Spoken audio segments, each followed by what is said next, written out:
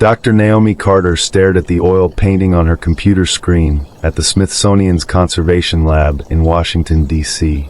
It was May 2024, and she had been analyzing 19th-century American portraits for months as part of a project documenting post-Civil War art. Most of what she reviewed was predictable. Formal family portraits, military officers sitting rigid in their dress uniforms, and plantation-era landscapes painted with romantic detachment. She had grown used to the comfortable lies that art could tell. But this painting troubled her. The work, dated 1879, showed two young women, approximately 18 or 19 years old, seated close together in a garden setting. One was white, dressed in an elaborate blue silk gown, her fair hair styled high and fashionably. The other was black, wearing a simpler brown dress, her dark hair pulled back neatly. What stopped Naomi was their positioning. They sat side by side on a stone bench, shoulders nearly touching, both wearing expressions of genuine warmth. Not stiff formality. Something real had been captured here, something tender. It was deeply unusual.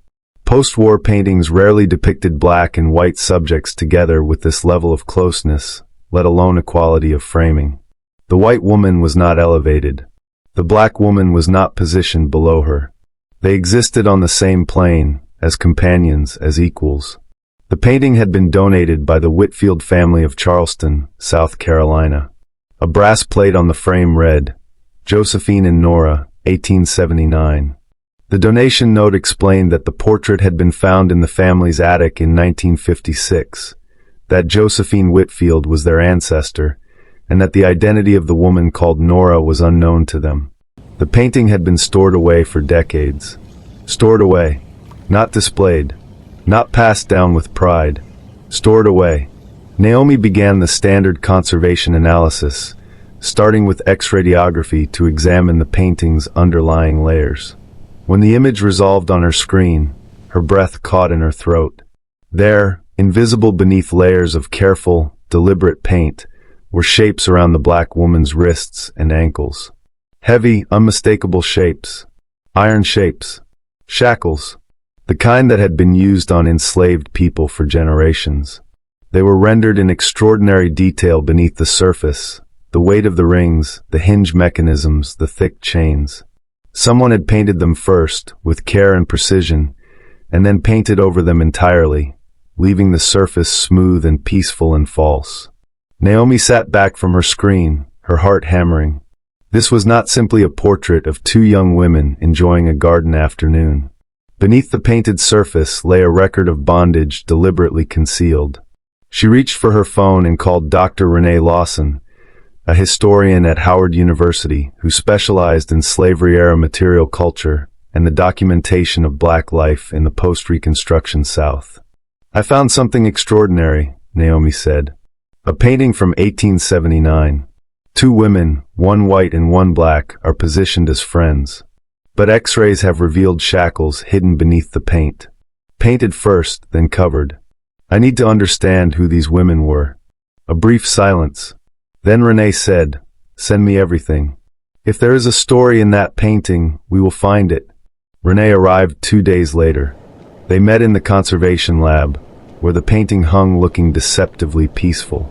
Naomi displayed the X-ray images on the wall screen. "Look at the wrists," she said. "And the ankles."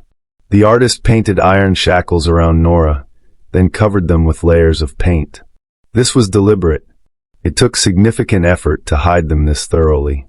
Renee leaned forward, expression darkening. "So originally, Nora was shown in chains beside Josephine.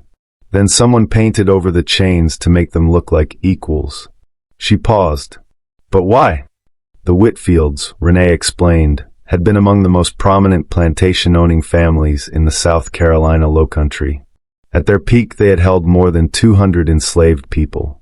Josephine Whitfield had been born in 1860, making her 19 in 1879. And Nora.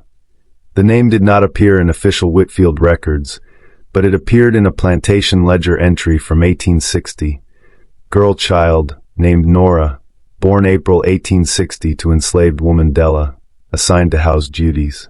Naomi's chest tightened. She was born the same year as Josephine.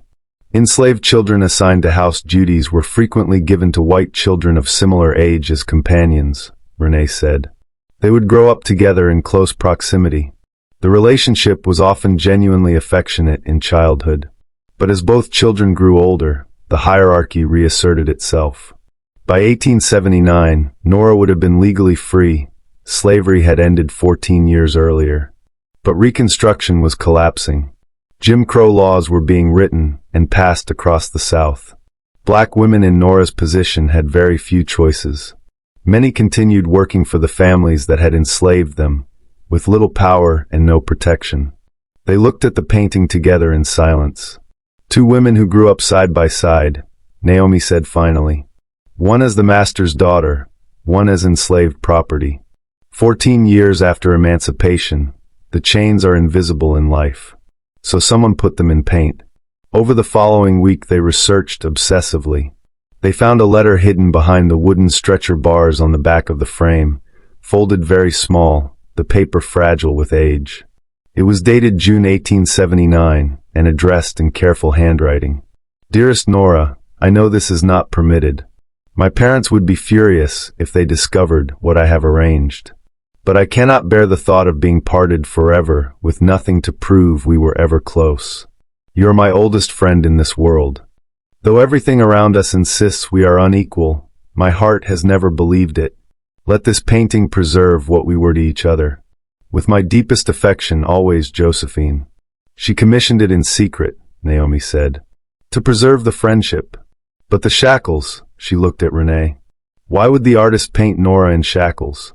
The answer came through the painting itself. Hidden in the texture of painted tree bark, Naomi found small letters worked so naturally they were nearly invisible. TWW 1879. Renee ran the initials through Charleston records within a day. Thomas William Webb, portrait painter, studio on King Street, 1872 to 1884. The 1870 census listed Webb as a free person of color, mulatto, age 26. He served both black and white clients, an unusual position requiring extraordinary skill and social navigation. This changes everything, Renee said. Webb was not a white artist commissioned to paint two women as friends. He was a black artist. He understood from the inside what it meant for Josephine and Nora to sit together in 1879. He understood what freedom looked like that year and what it actually was. Naomi studied the X-ray images with new understanding. He painted the shackles deliberately. He was making a statement about the reality of Nora's life. On the surface, he gave Josephine the friendship memorial she wanted. Beneath the surface, he painted the truth, that freedom had not ended Nora's bondage. She was still constrained by poverty, by law, by social codes that assigned her permanent inferiority. An August 1879 newspaper notice confirmed the timeline. Local artist Thomas Webb has departed Charleston for Philadelphia. Conditions for Negro artists in the city have become untenable. He had left immediately after completing the portrait. He painted something dangerous, Renee said, and then he had to leave before it could destroy him.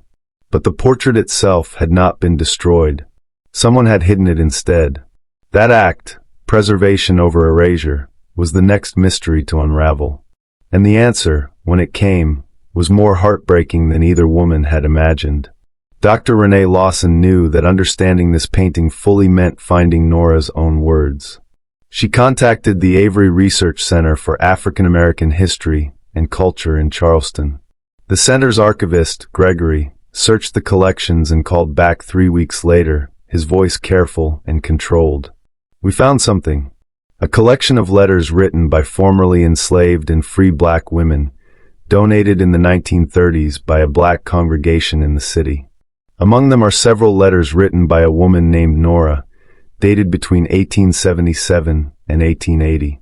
They have been sitting in a box in our archive for nearly 90 years. Renee flew to Charleston the following morning. The letters were fragile, written on cheap paper in careful handwriting, the hand of someone who had learned to write with difficulty and never stopped being grateful for it. The first letter, dated May 1879, was addressed to Josephine. Dear Josephine, I received your message about the portrait. I have thought about it for many days, and I am not certain this is wise. Your parents would be furious if they knew we still meet in secret. But I confess my heart leaps at the thought of sitting beside you once more as we did when we were girls, before the world taught us in full what we were meant to be to each other. I will come. I will sit beside you one final time. Perhaps the painting will prove that what we felt between us was real, even if no one else can be permitted to see it. Your friend always, Nora. The second letter, dated July 1879, had been written after the portrait was completed. The tone had shifted entirely. Dear Josephine, I cannot see you anymore. Your father came to the house where I work. He came himself, which is how I understood the seriousness of what he intended. He said things I will not write down because I do not wish to give them permanence. He told me that if I ever approached you again, he would see to it that I was arrested on false charges. He said he had the means to ensure I was sent away, and that no one would ask questions. I know you tried to protect me, but we were foolish to believe we could preserve something the world has decided should not exist. Please do not try to find me. Remember me kindly. Remember that it was real. Nora. Renee felt sick reading it. Richard Whitfield, Josephine's father, had discovered the portrait and threatened Nora directly. Not his daughter, who held social protection, but the woman with no power and no recourse. He had weaponized the law against someone the law had never truly protected. There was one final letter, undated, written in the same hand but older, the deliberate weight of someone writing for a future reader rather than an immediate one. To whoever finds this, my name is Nora. I was born enslaved on the Whitfield plantation in Charleston, South Carolina, in 1860. Josephine Whitfield was my true and genuine friend. We shared secrets. We learned side by side. When slavery ended, I dared to believe things might become different between us. Freedom is not freedom when you are still bound by poverty, by laws that deny you standing, or by men who see you as property, even when the chains are no longer visible. Josephine tried to preserve what we were through that painting, but her father destroyed that attempt, and I had to leave Charleston because I had no other choice. I write this so someone will know I existed. I write it so someone will know the friendship was real. I write it so someone will know I was more than what they tried to make me. My name is Nora. I was here. When Renee shared the letters with Naomi back in Washington, they read them together in silence. Naomi stared at the painting for a long time afterward. The shackles, she said quietly. Webb painted them because Nora was still shackled. Not by iron, by poverty, by Jim Crow, by men like Richard Whitfield, who would invoke the law to maintain a hierarchy that served them. Webb painted the truth of 1879 and then covered it, the way the truth of that era was always covered, smoothed over with a pleasant surface while the violence remained underneath. And Josephine knew it, Renee said. That is why she hid the painting when her father found it. She could not show it publicly, but she could not destroy it. It was the only thing she had left of Nora. The answer to who had actually hidden it came from the South Carolina Historical Society. Among the Whitfield family papers was a letter Richard Whitfield had written to his wife Constance in July 1879. It was blunt and cold. He had discovered the portrait, threatened Nora into disappearing, forced Webb out of Charleston, and ordered Constance to destroy the painting. But Constance had not destroyed it. Her diary, held in the same collection, told why. The entry was dated August 1879. Richard has ordered me to burn Josephine's portrait. He calls it a disgrace. But I watched those two girls grow up together in this house, before the war, before everything changed. They were like sisters in those years, truly like sisters, before the world taught them what they were supposed to be. Josephine has not eaten properly since Richard drove Nora away. She sits in her room for hours. That portrait is all she has remaining. I cannot burn it. I have hidden it in the attic instead. Perhaps someday, when this bitter season has passed, it will be understood for what it truly is. Not a disgrace. A testimony. Constance Whitfield had saved the painting. Despite her husband's direct order, despite everything her position required of her, she had hidden the canvas, and it had remained there for 77 years before a granddaughter found it in 1956 and donated it to the Smithsonian without understanding what she was giving away. Josephine's granddaughter had published a small family memoir in 1962 that contained one passage Renee read more than once. Grandmother Josephine was a melancholy woman in her later years, often distant. She kept a locked drawer in her writing desk that no one was permitted to open. After she passed, we found it contained a small collection of letters from someone named Nora and what appeared to be a pencil study of two young women. My mother ordered both burnt, saying they were improper. I have regretted that decision every year since. Josephine had kept Nora's letters locked in a drawer for 60 years. She had never seen Nora again. She had spent the rest of her life quietly grieving a friendship the world had taken from her. Naomi's continued technical analysis of the painting, using infrared reflectography, revealed even more. Webb had originally painted Nora weeping, tiny, perfectly rendered tears at the corners of her eyes, then painted over to produce the composed smile on the final surface. He had also hidden a written inscription in the deep shadow of a painted garden hedge, worked in letters barely 2 millimeters tall. Though the chains are hidden, they remain. TWW 1879. He had signed his act of witness and buried it in the painting itself, trusting that someday someone would look closely enough to find it. Now it was time to find Nora's descendants. A genealogist engaged by Renee traced Nora's movements after Charleston through census records, church registries, and city directories. By 1880, a woman named Nora, aged 19, formerly of Charleston, appeared in Savannah, Georgia, listed as a domestic worker and new member of the First African Baptist Church. A membership note read simply, "She came to us quietly and asked for nothing but a place to belong." By 1884, Nora had married a man named James, a blacksmith. By 1890, they had 2 children. By 1900, 4. And then in a 1904 Savannah newspaper, Renee found Nora's obituary. She had died of pneumonia at 43, survived by James and their 4 children. The obituary mentioned nothing of Charleston, nothing of Josephine, nothing of the portrait. The official record had no knowledge of any of it, but in the church archive, in a folder that had never been formally catalogued, was a letter James had written to the pastor in 1905. My wife Nora rarely spoke of her years before Savannah. But in her final weeks, she told me about a friend from her childhood in Charleston, a white girl named Josephine, who had been kind to her when kindness was rare.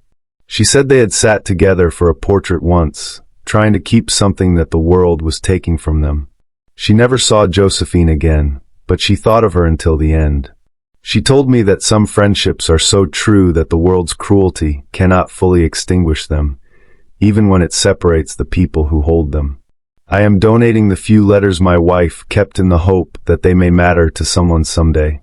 Those were the letters in the Avery collection. Nora had kept them until her death. James had sent them to a church, and they had waited 90 years for someone to come looking. 6 weeks after engaging the genealogist, Renee received a call. Nora's great-great-granddaughter was a woman named Diane, in her early 40s, who taught social studies at a middle school in Charlotte, North Carolina. They flew to Charlotte to meet her, carrying photographs of the painting, the X-ray images, and reproductions of every letter and document they had found. When Naomi showed Diane the portrait, she was silent for a long time. "That is my great-great-grandmother," she said at last, as if testing the weight of the words. They showed her the hidden shackles, the painted-over tears, Webb's buried inscription, Richard Whitfield's threats, Constance's act of quiet preservation, and Josephine's locked drawer. They read Nora's final letter aloud. "To whoever finds this, my name is Nora. I was here." Diane looked up when they finished. "She lost her friend," she said. "The person who had known her from the beginning. The person who knew who she was before the world finished making her into what it needed her to be. And she carried that loss until the day she died." "Yes," Renee said gently. "But she also survived. She built a life in Savannah. She found James. She raised 4 children. You exist because Nora was strong enough to begin again with nothing." Through the Smithsonian's donation records, Renee located Josephine's great-great-grandson, a man named Carter Whitfield, who agreed to meet at the museum. He arrived at the conservation lab looking quietly uncomfortable, a tall man in his 50s with the same fair coloring as the woman in the portrait. Diane was already there, standing before the painting, studying Nora's composed and smiling face. Knowing now what lay beneath it, "Your ancestor Richard Whitfield threatened my ancestor," Diane said when Carter approached, her voice controlled and firm.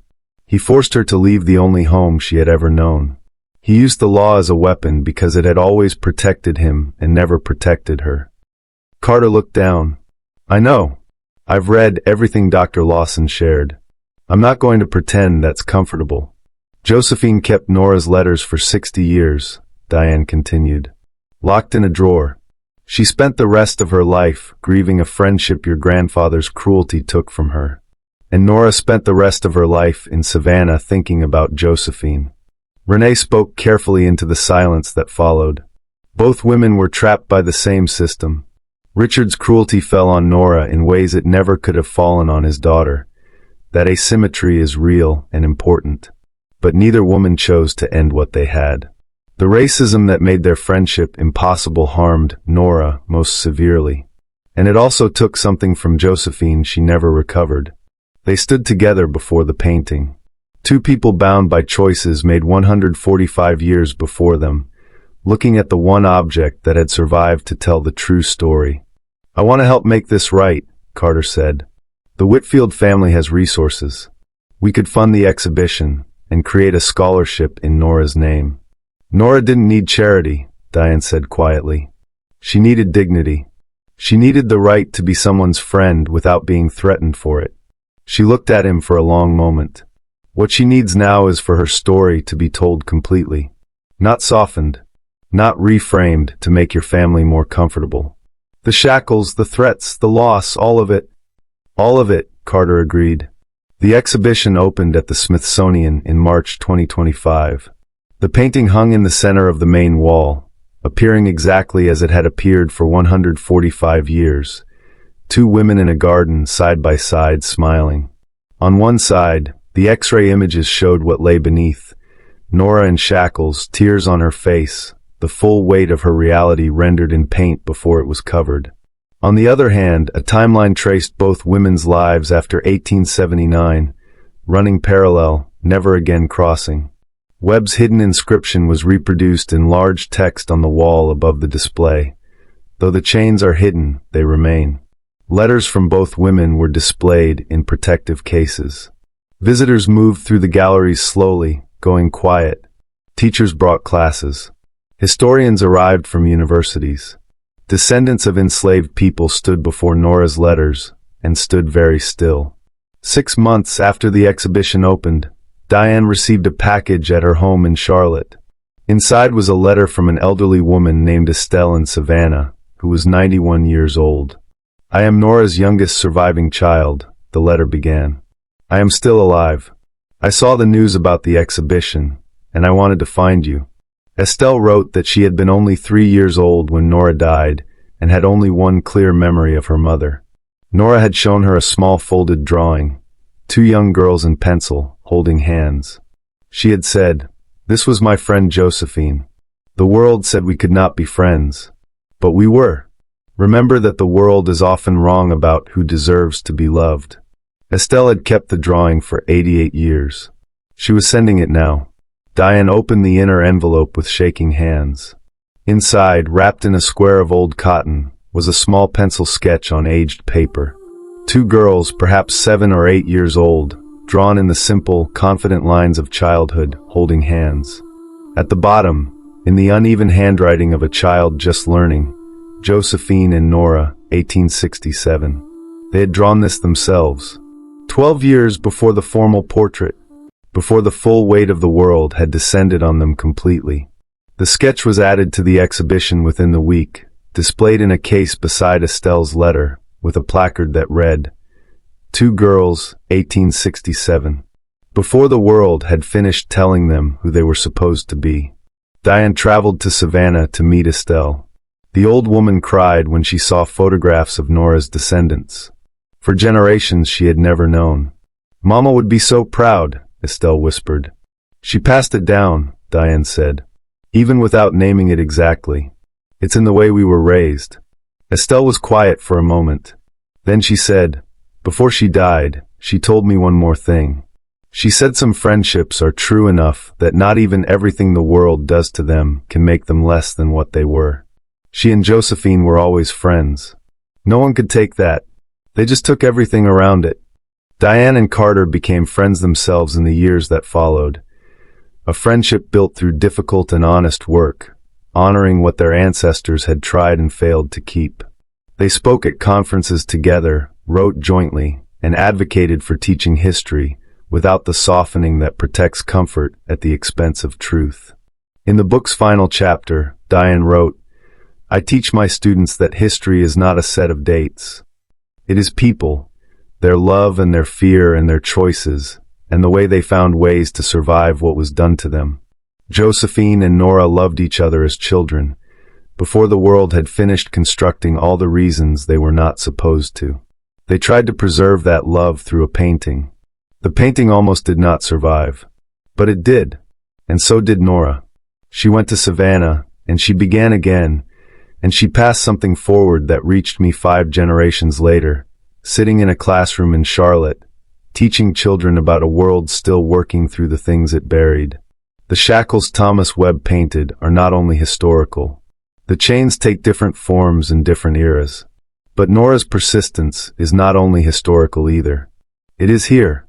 It is in me, and in my students, and in everyone who learns her story and refuses to let it be forgotten again.